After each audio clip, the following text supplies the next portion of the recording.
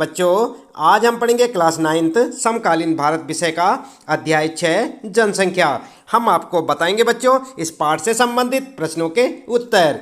तो चलिए शुरू करते हैं। सबसे पहला प्रश्न है यहाँ पर आपका, नीचे दिए गए 4 विकल्पों में सही विकल्प चुनिए। और फर्स्ट क्वेश्चन है आपके लिए, निम्नलिखित में से किसी क्षेत्र में प्रवास आबादी की संख्या, वितरण एवं संरचना में परिवर्तन लाता है। और ये है बच्चों आपके लिए 4 विकल्प, या आप कह सकते हैं 4 ऑप्शन है आपके लिए।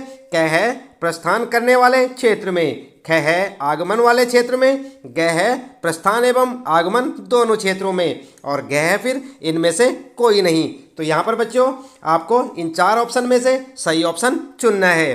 तो क्या लिखेंगे उत्तर? उत्तर में आप लिख सकते हैं ग वाला बिल्कुल आपका करेक्ट ऑप्शन है, प्रस्थान एवं आगमन दोनों क्षेत्रों में। ठीक है बच्चों, इसे आप लिख सकते हैं। इसके बाद सेकेंड है आपके लिए, जनसंख्या में बच्चों का एक बहुत बड़ा अनुपात निम्नलिखित में से किसका परिणाम है। और यहाँ पर देख सकते हैं आपके चारों ऑप्शन हैं, उच्च जन्म दर, उच्च मृत्यु दर, उच्च जीवन दर, अधिक विवाहित जोड़े। तो यहाँ पर आपको इन चारों में से करेक्ट ऑप्शन चुनना है बच्चों। क्या लिखेंगे उत्तर में? उत्तर में आप लिख सकते हैं क वाला ऑप्शन बिल्कुल करेक्ट है, उच्च जन्म दर। ठीक है बच्चों।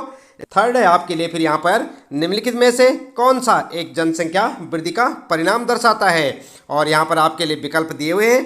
क है आपके लिए एक क्षेत्र की कुल जनसंख्या, ख है प्रत्येक वर्ष लोगों की संख्या में होने वाली वृद्धि, और फिर ग है बच्चों जनसंख्या वृद्धि दर, और घ है फिर प्रति 1000 पुरुषों पर महिलाओं की संख्या। तो आपको करेक्ट ऑप्शन चुनना है। उत्तर में आप लिख सकते हैं ख वाला ऑप्शन आपका बिल्कुल करेक्ट है, प्रत्येक वर्ष लोगों की संख्या में होने वाली वृद्धि। ठीक है बच्चों। इसके बाद अगला है बच्चों चौथा यहाँ पर आपके लिए, 2001 की जनसंख्या के अनुसार एक साक्षर व्यक्ति हुआ है। और कौन है? यहाँ पर 4 ऑप्शन है आपके लिए, जो अपने नाम को पढ़ एवं लिख सकता है। ख है जो किसी भी भाषा में पढ़ एवं लिख सकता है। अगला है बच्चों ग, जिसकी उम्र 7 वर्ष है तथा वह किसी भी भाषा को समझ के साथ पढ़ एवं लिख सकता है। अगला है फिर घ, जो पढ़ना लिखना एवं अंकगणित तीनों जानता है। तो आपको करेक्ट ऑप्शन चुनना है इन चारों में से। उत्तर में आप लिख सकते हैं बच्चों ग वाला ऑप्शन आपका बिल्कुल करेक्ट है, जिसकी उम्र 7 वर्ष है तथा वह किसी भी भाषा को समझ के साथ पढ़ एवं लिख सकता है। आई बात समझ में? इस प्रकार से आपके पहले प्रश्न का उत्तर हो जाएगा। इसके बाद आइए देख लेते हैं यहाँ पर दूसरा प्रश्न है, निम्नलिखित के उत्तर संक्षेप में दें। और फर्स्ट है आपके लिए, जनसंख्या वृद्धि के महत्वपूर्ण घटकों की व्याख्या करें। तो यहाँ पर आपको जनसंख्या वृद्धि के महत्वपूर्ण घटकों के बारे में लिखना है। किस प्रकार लिखेंगे? चलिए उत्तर में देख लेते हैं बच्चों। उत्तर लिखेंगे, जनसंख्या वृद्धि के महत्वपूर्ण घटक जन्म दर, मृत्यु दर एवं प्रवास हैं। और सबसे पहले बात करते हैं यहाँ पर जन्म दर की। लिखेंगे जन्म दर और हेडिंग डालकर लिखेंगे, एक वर्ष के दौरान 1000 लोगों पर जीवित पैदा हुए बच्चों की संख्या।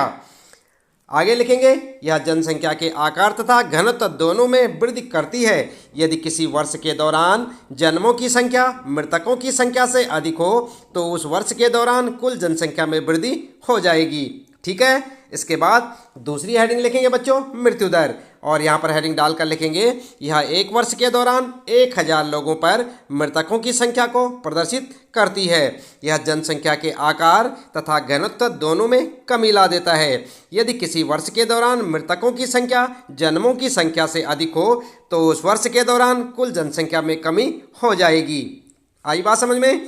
इसके बाद अगला देखते हैं बच्चों, फिर हेडिंग लिखेंगे प्रवास, और यहाँ पर लिखेंगे, लोगों का एक क्षेत्र से दूसरे क्षेत्र में चले जाने को प्रवास कहते हैं। ठीक है बच्चों, प्रवास किसे कहते हैं? आपके लिए काफ़ी इंपॉर्टेंट है, याद रखें।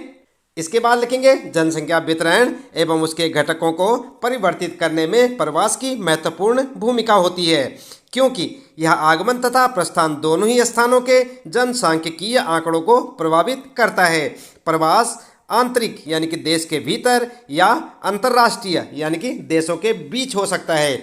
आंतरिक प्रवास जनसंख्या के आकार में परिवर्तन नहीं करता, लेकिन देश में जनसंख्या के वितरण को प्रभावित करता है। ठीक है बच्चों, इस प्रकार से आप दूसरे प्रश्न के फर्स्ट पार्ट का उत्तर लिख सकते हैं। इसके बाद सेकंड पार्ट है यहाँ पर, 1981 से भारत में जनसंख्या की वृद्धि दर क्यों घट रही है। तो जानते हैं आप क्यों घट रही है बच्चों? उत्तर में आप लिख सकते हैं, 1981 से भारत में जन्म दर धीरे धीरे घट रही है। इसके परिणाम स्वरूप जनसंख्या वृद्धि में धीरे धीरे कमी आ रही है।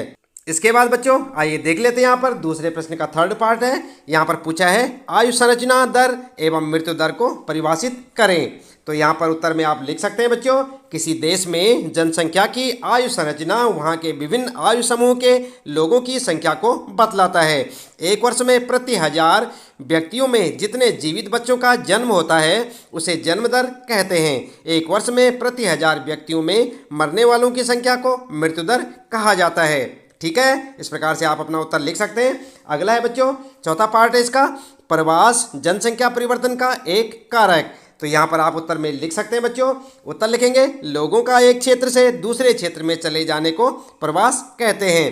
प्रवास जनसंख्या परिवर्तन का एक महत्वपूर्ण घटक है। ये केवल जनसंख्या के आकार को ही प्रभावित नहीं करता बल्कि उम्र एवं लिंग के दृष्टिकोण से नगरीय एवं ग्रामीण जनसंख्या की संरचना को भी परिवर्तित करता है।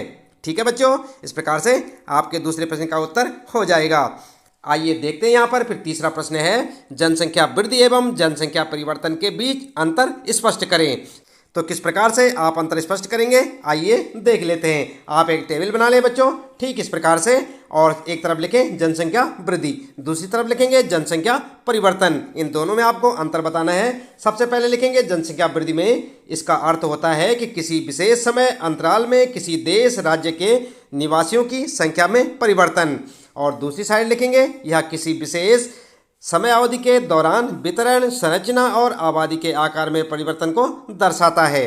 इसके बाद दूसरा अंतर लिखेंगे बच्चों, जनसंख्या वृद्धि को प्रभावित करने वाले प्रमुख घटक हैं जनसंख्या में प्राकृतिक वृद्धि तथा अप्रवास। ठीक है, और दूसरी साइड में लिखेंगे आप जनसंख्या परिवर्तन को प्रभावित करने वाले प्रमुख घटक हैं जनसंख्या में प्राकृतिक वृद्धि, प्रवास तथा अप्रवास। ठीक है बच्चों, और इस प्रकार से आपके तीसरे प्रश्न का उत्तर हो जाएगा। इसके बाद आइए देख लेते हैं यहाँ पर चौथा प्रश्न है बच्चों, व्यावसायिक संरचना एवं विकास के बीच क्या संबंध है। जानते हैं आप बच्चों, आपने पाठ पढ़ा होगा। उत्तर में लिख सकते हैं विभिन्न प्रकार के व्यवसायों के अनुसार किए गए जनसंख्या के वितरण को व्यावसायिक संरचना कहा जाता है। व्यवसायों को सामान्यतः प्राथमिक, द्वितीयक एवं तृतीयक श्रेणियों में वर्गीकृत किया जाता है। व्यवसायों को प्रायः प्राथमिक में कौन कौन सी आती है बच्चों, कृषि, खनन, मछली पालन आदि। ठीक है, द्वितीयक यानी कि उत्पादन करने वाले उद्योग, भवन एवं निर्माण कार्य, एवं तृतीयक परिवहन, संचार, वाणिज्य, प्रशासन तथा सेवाएं श्रेणियों में वर्गीकृत किया जाता है। ठीक है, इसके बाद आगे लिखेंगे विकसित एवं विकासशील देशों में द्वितीयक एवं तृतीयक व्यवसायों में कार्य करने वाले लोगों का अनुपात अधिक होता है। विकासशील देशों में प्राथमिक क्रियाकलापों में कार्यरत लोगों का अनुपात अधिक होता है। भारत में कुल जनसंख्या का 64% भाग केवल कृषि कार्य करता है।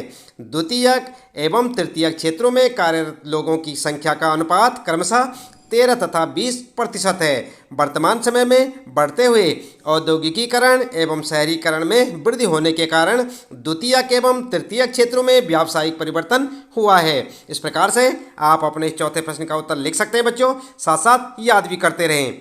इसके बाद आइए देख लेते हैं पांचवा प्रश्न है, स्वस्थ जनसंख्या कैसे लाभकारी है। तो जानते हैं आप कैसे लाभकारी है बच्चों। उत्तर में लिखेंगे स्वास्थ्य जनसंख्या की संरचना का एक महत्वपूर्ण घटक है जो कि विकास की प्रक्रिया को प्रभावित करता है। स्वस्थ जनसंख्या राष्ट्र के लिए एक परिसंपत्ति होती है। एक अस्वस्थ व्यक्ति की अपेक्षाकृत स्वस्थ व्यक्ति अधिक उत्पादनशील तथा दक्ष होता है। वह अपने सामर्थ्य को क्रियान्वित कर सकता है या कर सकती है तथा समाज एवं देश के विकास में अपना योगदान दे सकता है अथवा दे सकती है। सरकारी कार्यक्रमों के निरंतर प्रयास के द्वारा भारत की जनसंख्या के स्वास्थ्य स्तर में महत्वपूर्ण सुधार हुआ है। परिणाम स्वरूप मृत्यु दर जो 1951 में प्रति 1000 25 थी, 2001 में घटकर प्रति 1000 8.1 रह गई है। जीवन प्रत्याशा जो कि 1951 में 36.7 थी, बढ़कर 2001 में 64.6 वर्ष हो गई है। ठीक है बच्चों, इस प्रकार से आप अपने पांचवें प्रश्न का उत्तर लिख सकते हैं। काफ़ी इंपॉर्टेंट क्वेश्चन है बच्चों, याद भी करते रहें। अगला है फिर छठा प्रश्न आपके लिए, राष्ट्रीय जनसंख्या नीति की मुख्य विशेषताएं क्या हैं? उत्तर में क्या लिखेंगे? उत्तर आप लिख सकते हैं, भारत सरकार ने व्यक्तिगत स्वास्थ्य को सुधारने तथा कल्याण एवं स्वैच्छिक आधार पर जिम्मेदार तथा सुनियोजित पितृत्व को बढ़ावा देने के लिए 1952 में विस्तृत परिवार नियोजन कार्यक्रम किया। राष्ट्रीय जनसंख्या नीति 2000 ने किशोर किशोरियों की पहचान जनसंख्या के उस प्रमुख भाग के रूप में की जिस पर बहुत ध्यान देने की आवश्यकता है।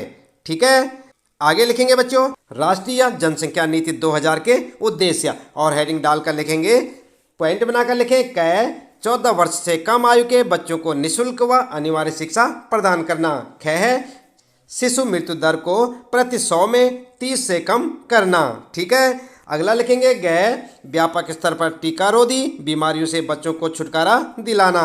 अगला लिखेंगे, घ लड़कियों की शादी की उम्र को बढ़ाने के लिए प्रोत्साहित करना। फिर लिखेंगे, ग परिवार नियोजन को एक जन केंद्रित कार्यक्रम बनाना। फिर लिखेंगे, च किशोरों को पोषण सेवाएं तथा खाद्य संपूरक सेवाएं उपलब्ध कराना। 6 है फिर बच्चों, गर्भ निरोधक सेवाओं को पहुंच और खरीद के भीतर बनाना। अगला लिखेंगे, बाल विवाह को रोकने के कानून को सुदृढ़ करना। ठीक है, इस प्रकार से आप अपने इस प्रश्न का उत्तर लिख सकते हैं। इसके बाद बच्चों फिर शुरू होते हैं आपके लिए परियोजना कार्य से संबंधित प्रश्न। और यहाँ पर बच्चों आप देख सकते हैं, एक प्रश्नावली बनाकर कक्षा की जनगणना कीजिए। प्रश्नावली में कम से कम 5 प्रश्न होने चाहिए। ये प्रश्न विद्यार्थियों के परिवारजनों, कक्षा में उनकी उपलब्धि, उनके स्वास्थ्य आदि से संबंधित हों। प्रत्येक विद्यार्थी को वह प्रश्नावली भरनी चाहिए। बाद में सूचना को संख्याओं में प्रतिशत में संग्रहित कीजिए। इस सूचना को वृत्त, रेखा, दंड, आरेख या अन्य किसी प्रकार से प्रदर्शित कीजिए। तो बच्चों ये प्रश्न आपके लिए, स्वयं के लिए, या अपने कक्षा अध्यापक से मदद लेकर आप इस प्रश्न का उत्तर स्वयं से करें। इस प्रश्न के साथ ही बच्चों इस पाठ से संबंधित प्रश्नों के उत्तर यहाँ पर समाप्त होते हैं। उम्मीद है कि आपको अच्छे से समझ आए होंगे। इसी प्रकार कक्षा 9 सामाजिक अध्ययन के सभी पाठों के प्रश्न उत्तर जानने के लिए आप लगातार जुड़े रहे हमारे साथ, देखते रहे वीडियो। और यदि आप चैनल में पहली बार आए हैं तो चैनल को सब्सक्राइब अवश्य कर दें, बेल आइकन भी दबा दें बच्चों, ताकि आपको आने वाली प्रत्येक पाठ की वीडियो की नोटिफिकेशन मिलती रहे। मिलते हैं फिर अगली वीडियो में नए पाठ के कुछ नए प्रश्न उत्तरों के साथ।